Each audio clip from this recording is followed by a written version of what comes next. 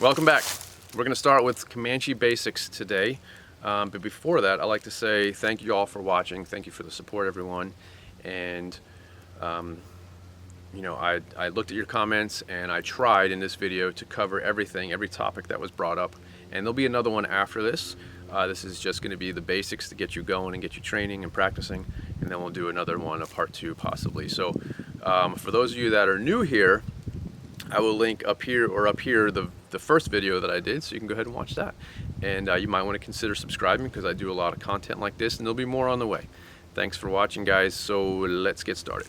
So this is a great beginner drill, and all this is going to do, now this is a way that Comanche would carry their bow and arrows in lots of ways, okay? Were they ready to shoot from here? Sure. Was it the most efficient method? No, we're going to get to that. But this is a good beginner drill to practice to give you more of an in-tune relationship with your controlling your arrow by the nocks. I want you to do this without looking at any of your gear. I want you to do it by feel. Peel an arrow by the nock from your grip, feed it onto the string by slipping it past your finger and the nock, and come back to the string, nock, shoot. You don't even have to shoot it. You can just drop the arrow once you feel it on the string, like that if you want, and then do the next one. Holding the bow and arrow like this, lightly with your thumb up, you're going to grab the arrow by the nock, peel it from your grip, stuff it onto the string, nock and shoot. Okay, in this case we'll just drop it because you're going to grab the next one and repeat. That's basic drill number 1. Okay, I want to add another point to that. So this is a great way to commute, okay? If you're an archer like me that's going to be on foot, whether you're doing hunting or combat archery or just practicing Comanche archery, just having fun in the woods or in a field where you're combating with others that have, you know, soft tip arrows and stuff. If you're allowed to have quivers, you know, you'll have extra arrows in your quiver. And this is a great way to commute when you're maybe not in the ready to go into combat or to hunt. Okay, so this is something that you can carry multiple, and they're pretty close to being in the ready because this is pretty quick to do. Is it as quick as the next drill? No, but this is pretty quick, and it's a good way to commute and have it ready. And like I said, you can have your extra ready in your quiver. So you can just grab another handful and stuff them onto the bow, or if you're stuffing them on in the next drill, more advanced technique, which is what we're going to show next. So example, let's say you're in combat, you're in the woods, and you know you've shot all the arrows in your hand. You know, you just quickly grab another bunch from your quiver, and again you're at the ready. You can also just quickly grab them from your quiver, you know, like this, and you can stuff them on the bow and have them ready for the more advanced technique, which is what I'm about to show you now. So this is the advanced method that I want you to train next. Once you've become proficient at the body mechanics of controlling the arrow by the nock, and you can do it without looking at your gear, and you can repeat that process from the grip. Now I want you to take your arrows, and I want you to take, we'll start with 3, okay? You can hold more than 3 in your hands. Essentially you can load them all the way down about 3 fingers deep, okay? But we're gonna start with 3. You're going to take 2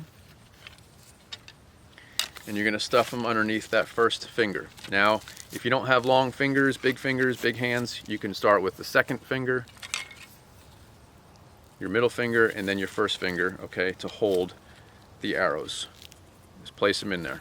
You want to make sure that they are somewhere between the string and the bow. You don't want them sticking up here because obviously you're reaching from above the string to grab the nock. Okay, so just somewhere around there. Everyone will be different on how they do it and position it in their hands to some degree because of, you know, size of your bow handle and the size of your hands, length of your fingers, so forth. Then you're going to have the other one controlled by the nock. This is why we trained that. All right, so you want to be able to do this blindly, and you want to be able to feel your nocks, so you can go from this one to the second to the third, maybe to the 4th, to the 5th, and so on, okay? And we'll get to those advanced techniques most likely in part 2 of this series. So right now we're gonna do, again, just like we did in the first drill, we're gonna do basic body mechanics, and we're gonna take it slow. All right, so taking it slow. Now for me, I like to do it, you know, with the size of my hands and bow, I like to put 2 arrows per finger. and it just works better that way for me. But like I said, everyone's gonna be different. So what we're gonna do, again, you're not trying to shoot at long range right now. You're not trying to aim at anything. We're not trying to be proficient with accuracy and speed just yet. We want to be proficient at moving the arrows from your hand to the string and then off the bow, okay? You want to get fluid at that. So basically you have your first arrow controlled by the nocks. So you're going to do the same method. You're going to find the string. Now you can have it on the string already, okay? And of course that's going to help you get faster and get all 3 arrows off faster. And you're going to pinch draw, okay? And we have 1, and then without looking, you're going to reach over the string and grab the next one, and then this one, okay? Real slow. I want you to just baby step it. 1, 2, 3. And I want you to feel everything, okay? And I want you to think in your mind, 1, 2, 3.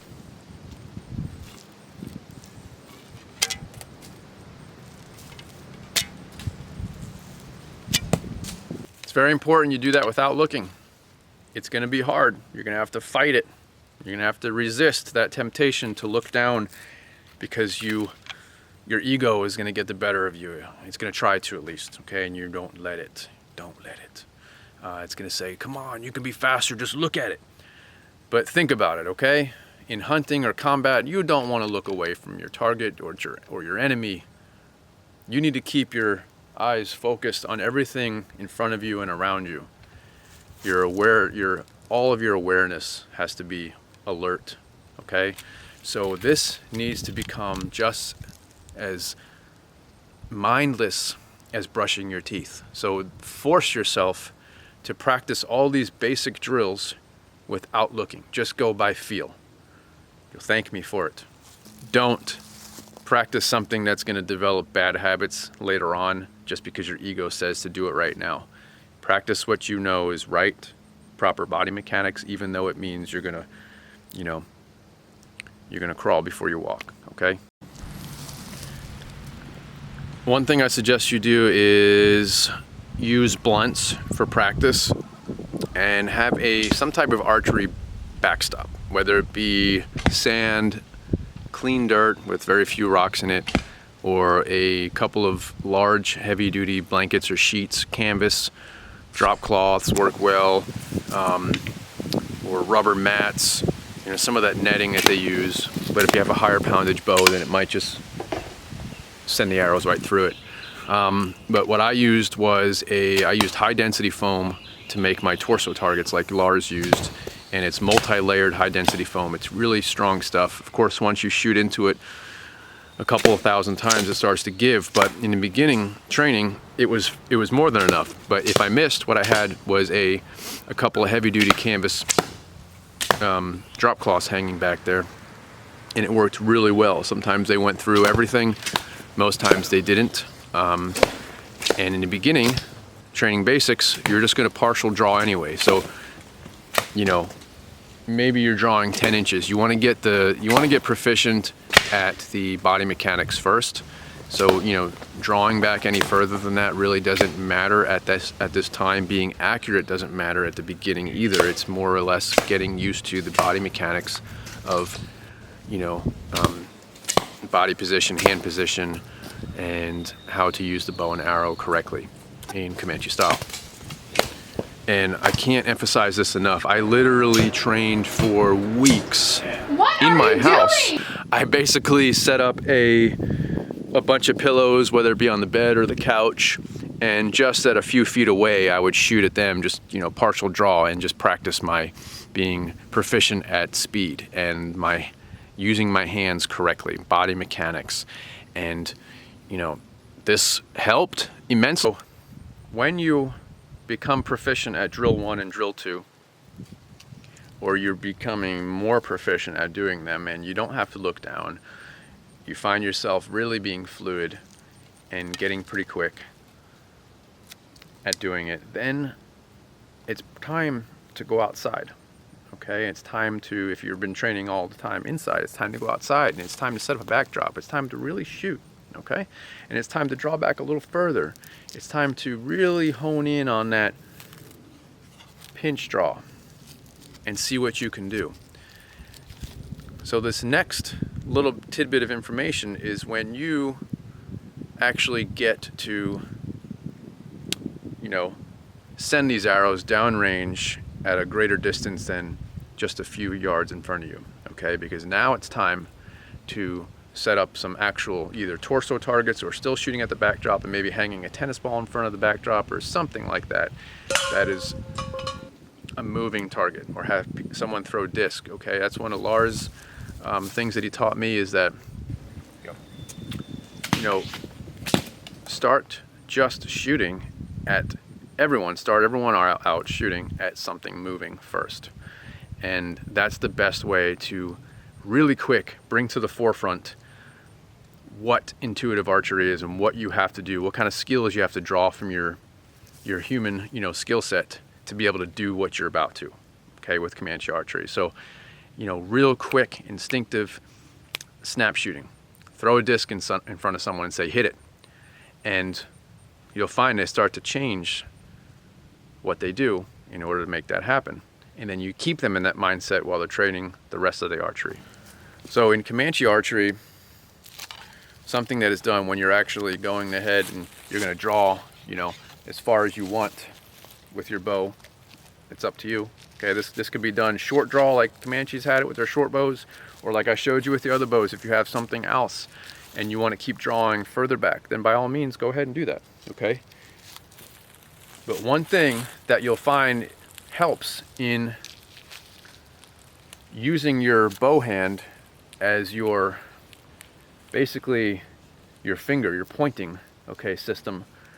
You're pointing if you want to hit that tree, if you want to hit that target, if you want to hit that stump, if you want to hit that rock, you want to hit that, right, whatever it is, you're pointing this, okay? So that's part of your draw cycle now. Okay, you didn't train that before because you're not really drawing it back that far. You're just working on getting the arrows with your fingers, controlling the arrow by the nock, and getting it to the string, and then having 3 sitting on your bow hand and then feeding them and boom, boom, boom, getting smooth and fluid with that. Now, I want you to, part of your draw cycle is pushing the bow. You're pushing the bow where you want this arrow to be. But you have to also keep in mind, you got to push it and keep it there and then complete the cycle with your draw hand and let it rip from your fingers, okay? There is no stopping and, let me aim. None of that. Let it rip from your fingers. So you're going to push it out there where you want it to be. You're going to bring it back and you're going to let it rip from your fingers, okay? You may not get there before I release part 2 yet, but you're going to practice drill 1 and drill 2 until you become fluid and proficient with that. And then once you come out to the range where you're going to do a little bit longer range shooting, this is what I want you to practice. I want you to take drill 1 and drill 2 and I want you to implement them on your range, and I want you to practice this technique of pushing and drawing, pushing in your draw cycle and just letting the string rip from your fingers and keeping that forward momentum, pointing where you want the arrow to go. Getting in a little deeper, let's cover some of the things that I think you can use, but why, you know, the style that they created their gear in is of course so much better. Okay, bamboo horsebow. We have, I don't know what the poundage is on this one, but yes, it works. Okay, so this one, you know, for the same reasons, it's small, it's compact, it's lightweight, it's got a small handle, it's got powerful fast limbs, it's got a short brace height, short draw or long draw, but you can use this for either one. This is one that I specifically designed for short draw. So yeah, I'm trying to help you guys out. So, you know, you don't have to go run out right away and get, you know, specific gear for this to start practicing. I want everyone to enjoy this. I want everyone to enjoy archery. I want everyone to enjoy this style too, because I feel like it offers the most benefits as of all the styles that I've tried. So, you know, I want you guys to enjoy it, and I want you to be able to go out right now today and practice some of this stuff. So I have a little, you know, old, like, I think it's a Ben Pearson, old, you know, vintage style recurve with a shelf, and this will work too. Is it as good, you know, will you be as proficient? Maybe, maybe not, I don't know, but it works, okay? Or maybe you have one of these really old relics, all fiberglass bow, and usually they have like a shelf right here. Well, I just carved that off because it's better without a shelf with this style archery, in my opinion. Does this work? Absolutely. So yeah, it works, but is it as good? I mean, it depends on what you want to do with archery and what you want to do with the style. If you want to stand in your backyard and shoot at targets, if you want to run a little bit in your backyard and shoot at targets, if you want to shoot at moving targets, then yeah, just get you something inexpensive like this and start whipping arrows. Now, there's a lot of reasons this won't work as good, and one of them is because of this. These are pretty big. Most everything you find today that you buy modern, even this is made a long time ago, but it's still considered modern material. They're going to be bigger than these Comanche short horse bows, or even like the bamboo bow. They're going to be a lot bigger than those. But that doesn't matter. So what you got today, I just wanted to try and help you guys and see that what you got today, you could probably go outside right now and start shooting. All right, so another thing that was brought up was nocks. And let's talk about that for a minute. So can you use a standard nock? Yes. Is it the best option? As we're discussing all options possible. No, it's not the best option. And that's why the Comanches designed their nocks a certain way. Now, I went in a little bit more detail as I started to practice this style of archery. I, kind of came up with my own interpretation of a basically carved this out and then reinforced the shaft area with sinew and hide glue, which is also holding down the fletches. The reason I like nocks like this, and I designed it like this and carved it like this, is because when you do archery like this, you want to be able to control the arrows by the nock. So something that has a little bit of a tactile protrusion, something that has a grip, is going to help you and aid you in finding it and placing it on the string, reaching, from above the string or behind the string, however you want to call it, and grabbing it and finding it quickly onto the string. So the wider the mouth, also the better. So these don't click. These don't click on bowstrings like some of you archers may be used to. They're not meant to, okay? Sometimes they're shot, up here for curving arrows, down here. There's also no nock points on the string. We'll cover that in another video.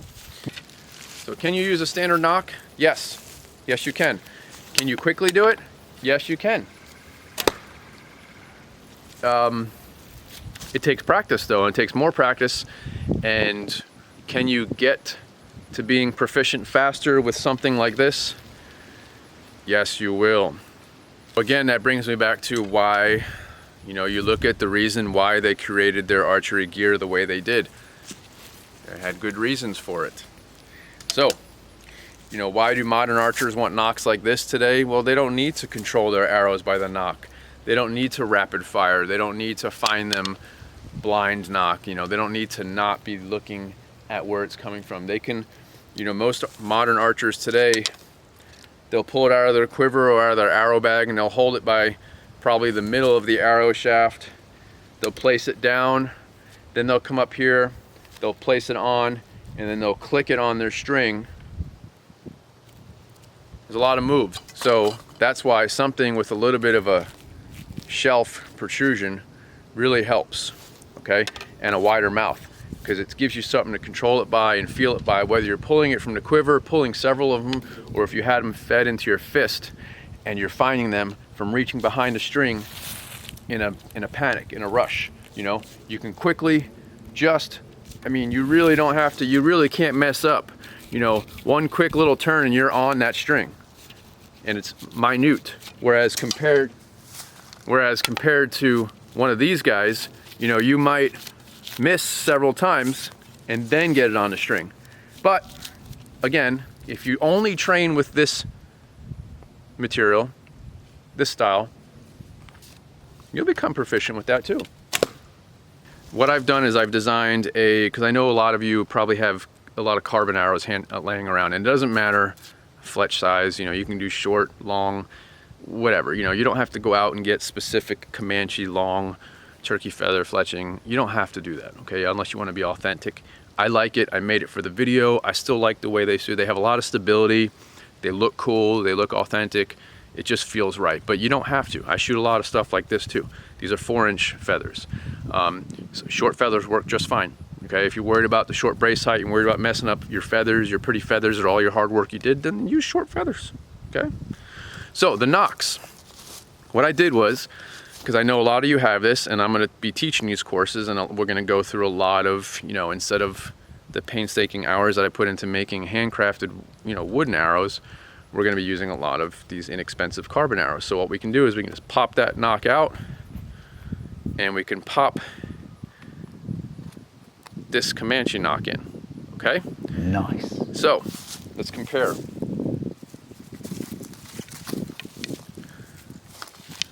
All right.